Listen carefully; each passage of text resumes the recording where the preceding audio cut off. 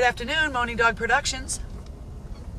Yes, can you give me a moment? I'm just going through to get my dinner. Okay, hold on.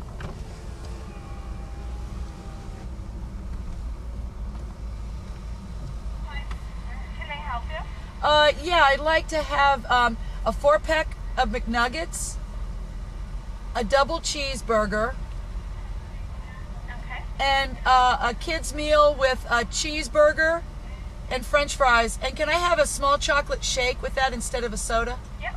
That's it. Sure.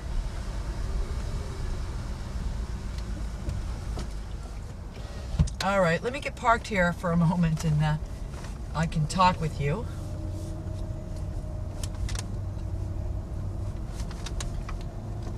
All right. Okay, we can talk now.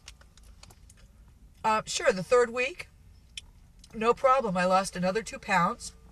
I went from 139.5 to 137.5. So I'm really close to my goal of 135.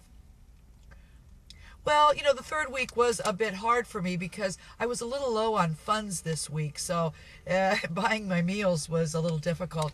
I did, though, I have to admit, it's one of the only places you can go to where you can get a fruit and yogurt parfait for breakfast, you can get a side salad for lunch, and you can get a burger for dinner, and you've only spent $3 for the day, so, it's fortunately, there are places like McDonald's around. It's really more about healthy choices. Well, as a member of the Clean Plate Club from very early on, I'll admit that it was pretty hard for me to learn how to leave food on my plate when I was no longer hungry. Go as far as I can. So you have this pressure when you're a youngster not to leave food on your plate. And I still find it difficult today to leave food, which is a good reason, by the way, to order smaller portions. Yeah, that's true, because I have trouble Yeah. leaving food on my plate, too. I still think it's because it was literally pounded into you when you were a kid, not to waste things. And actually, I remember when I was much younger and thinner that I used to do the same thing. It used to drive my mother crazy. She'd prepare something, I'd have 3 bites, and I'd say, I'm full. And now I'm 20 pounds heavier, and see, I don't like to see that anymore because I've put a lot into the food. I bought the food with my own money. I've prepared the food. And you don't want to waste it, I right? don't want to waste it. Is this part of the Clean Plate Club mentality? Yeah. But what about this Clean Plate Club? I mean, that's the one thing when I talk to people and they say, I feel so guilty for leaving food on my plate. Right, right. Well, It's that's been a drilled into residual- many of us. That's a residual of the 50s. I remember Yeah. when I was young, my mother used to force me to clean my plate, and if I refused, she said, people in Europe are starving, and that was a long time ago. Yeah. Oh, no, I agree. It is really hard today to make healthy choices, especially when it comes to food, with all the options that we have. But isn't that a good thing? I mean, really, should we really be telling people what they can and cannot eat? How many regulations do we need about our food?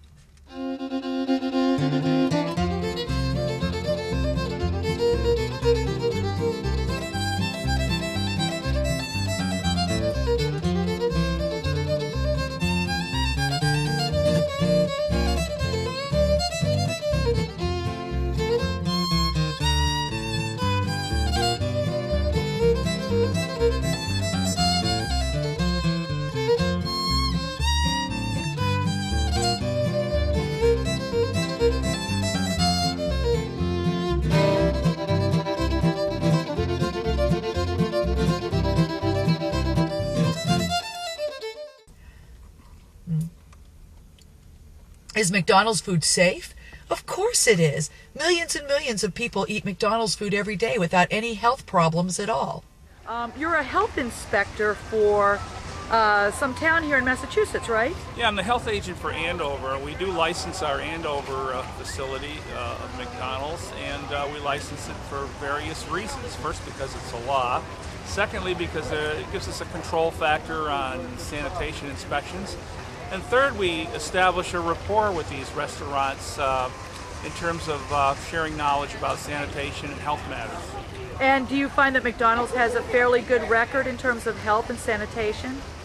Yeah, the corporation itself is all set up. They have their own internal staff that goes to the various facilities that they own and operate and franchise. and do their own inspections, as well as the ones that we do with the town, and of course, if the state comes in at the state level. I think that a hamburger is a hamburger is a hamburger. It's all, in this country at least, it's all made with beef of whatever grade, and I think it's grilled, and it may or may not have spices on it depending on the recipe that's used to make it, but it's pretty much the same food. You can go to your corner grocery store and buy a package of hamburger buns, and it's going to have the same kinds of preservatives in it that probably are in the ones at McDonald's. Yeah. 3 weeks down and 1 more to go. Guess you'll have to give me a call next week to find out what happens. I'm pretty sure I'll make my goal of 135, but you never can tell what will happen in a science experiment, right? Oh, sure. Well, I'll talk to you next week, and cross your fingers for me that I make my goal. Bye.